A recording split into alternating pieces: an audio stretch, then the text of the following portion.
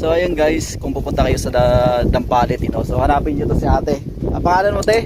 Ayun si Ate Roby, saka anak mo. Ayun, saka yung mister. Ayun.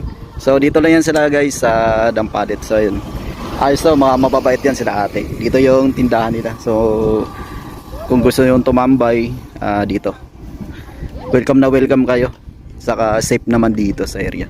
So ito nga si kuya. So ayun, namimingwit siya. Ate. So maganda dito, malinis yung hangin Tapos kung gusto niyo magpapawis, so maganda ditong joggingan dito. So Dampalit.